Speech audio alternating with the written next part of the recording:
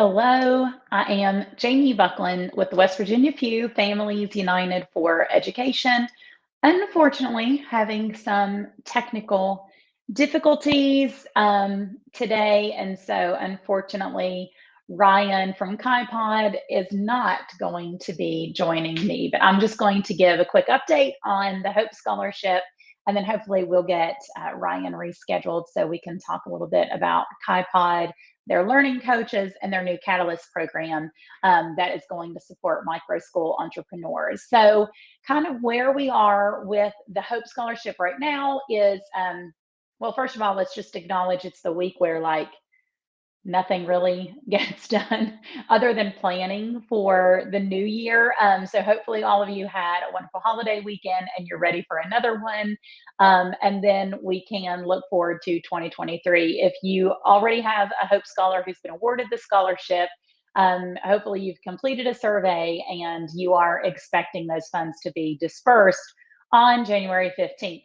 A lot of the questions that we are getting right now at the Pew are surrounding applications that are still on hold for documentation or quite a few providers needing assistance. So I'm just going to give kind of a brief overview that hopefully will capture those who may be in our audience and kind of point you in the direction that you may want to go. So if you were awarded the scholarship prior to that injunction, then you should have completed the survey. Whether you were homeschooling, your child was in private school, or they went on to public school, you should have notated that in the survey and be expecting the amount that reflects what you chose in that interim. So if you chose homeschool or private school, then you would be expecting that full $4,300.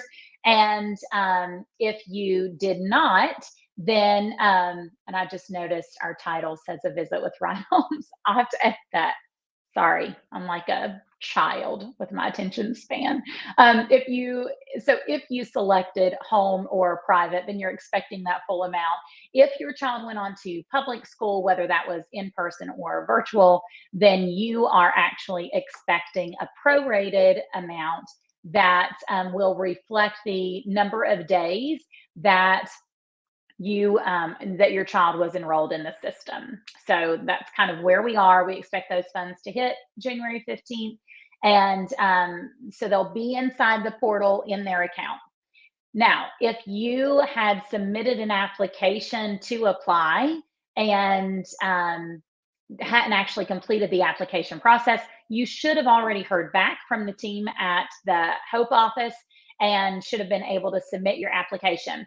If you've not been able to do that, but you had submitted the request to apply or it was on hold, any of those scenarios prior to the injunction, if you've not heard anything, reach out, Jamie at wvfue.org, so we can point you in the right direction. If you have become newly eligible, your child has satisfied the criteria of enrollment in order to become eligible during this 22-23 academic year, then you can request that application. So you, hopefully many of you have been able to do so and hear back from the Hope team to get your application in. Adam and Amy are doing an amazing job keeping things going there in the Hope office. And so hopefully you've been able to get that application submitted. But you do want to check the portal and not just rely on your email.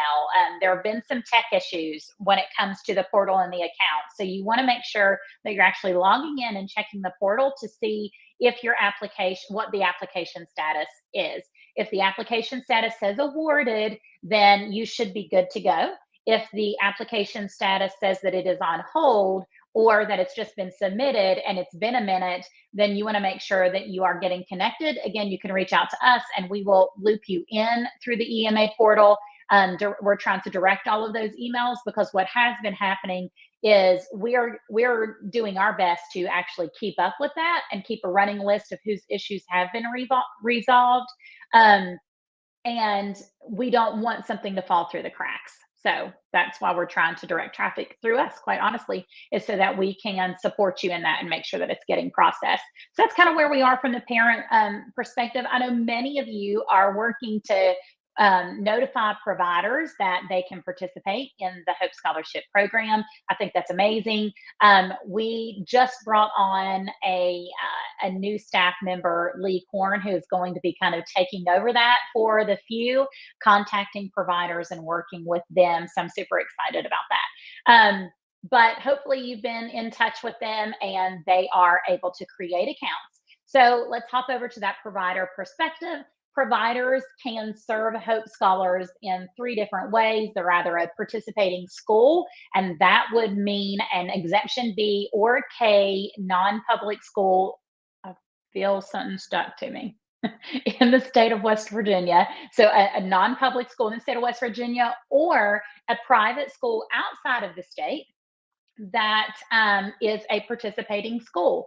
So that is a non-public school and is recognized by their state as a private school, basically. So in West Virginia, it's Exemption B or K, and outside of West Virginia, they would need to be recognized by their state, is my understanding, as a private school. And so they can reach out to the portal to request an email that has a link to a school account. And that is how they get set up, and they go in and set up their tuition and fees, agree to the terms and conditions, which means they have accepted the contractual agreement to carry out their services and accept Hope dollars. And so that's how a school will set up. And then they'll put their tuition and fees in there. And then once all of those moving parts have connected, then they will be able to select students. And so they'll identify Hope Scholars from the portal, drop them in, and actually enroll them. So that's how schools participate. I hear a guy I coming. made it. I made it. I made it. And this is Easton. Can you say hi to everyone? Hi. He escapes every now and again. You need your nose wipes. All right, go on to Rosie. Get your nose I wiped. want to play up here. You're welcome to play in your room up here. See, I told you. And I'll, oh my, and I'll be done in a moment. Thanks, Rosie. That's what happens in this neck of the woods. So if you're a school. So if you're a service provider, like I run Appalachian Classical Academy, which is a once a week hybrid homeschool program that serves students by designing curriculum for use outside of their 1 day a week community day, and then working with them on that 1 day a week during the community day.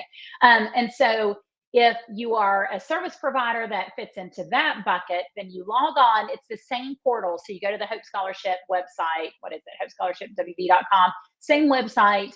And click here to log in and create a portal account as a provider. And so that's how you get set up. We just actually did that. My team and I have been working on that today for ACA, for our program. And not gonna lie, it was a little tricky. And I want your feedback on that so that we can make sure that we are documenting that and getting it to the people who should hear it. I've heard from many of you that it doesn't have a drop down selection in the menu that is reflective of the service that you offer. And I hear you. We communicated that today. We got on the phone with customer care. We were on there for almost an hour. So we are trying to make sure that they get that feedback from us. So if you have a service that you offer, you're going to do that. There is some confusion on business or individual. And so I'll talk a little bit about that. Basically, the state of West Virginia says if you're engaging in business activity, like you need a business license, you're either a sole proprietorship, or maybe you organize as an LLC, or maybe you've incorporated a nonprofit, whatever your organizational structure is. But all of us under that category that are going to handle our own billing are going to be set up as a business account. The individual, the best analogy that I could come up with, or like scenario to make sense, would be if you are a contractor and you are using your services, but you don't handle your own billing. So you actually, like Birth to Three was the best that I could come up with. So Birth to Three organizations or businesses hire, occupational therapists or what have you to actually carry out those services, but everything gets invoiced and billed through that Birth to Three organization, right? So the actual therapist that like came to my house when Easton was a baby, she was billing this company that she worked for. So if you are offering services but you don't handle your billing, then that's when you do an individual. But if you are an individual, like you tutor in a subject or you offer math or like math tutoring or music, piano, guitar, you're a business. And if you have questions about that, reach out because Lee and I are managing those questions right now and helping people understand their organizational structure. But your business. So a lot of people are like, "Oh, this information is so overwhelming." It's necessary. This is part of the process, and it may feel like it gets in the weeds for a lot of people. But if you're going to carry out this and participate, you're going to have to be in the weeds a little bit. So for the business structure, if you're offering a service, then you're going to be a business if you're handling your own billing, and that's how you differentiate between the two. So once you've set up that account, then you can start adding your services, and that's where I said there's not the drop down menus aren't super reflective of what you're offering. So there is some question.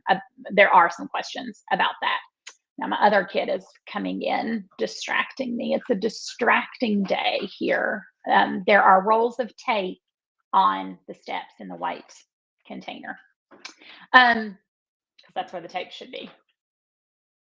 If you're a vendor, if you have products, books, school supplies, devices, what have you, if you are a vendor, then there's a link at hopescholarshipwv.com that will send you to the email for my scholar shop that is part of Step Up for Students administration for vendors.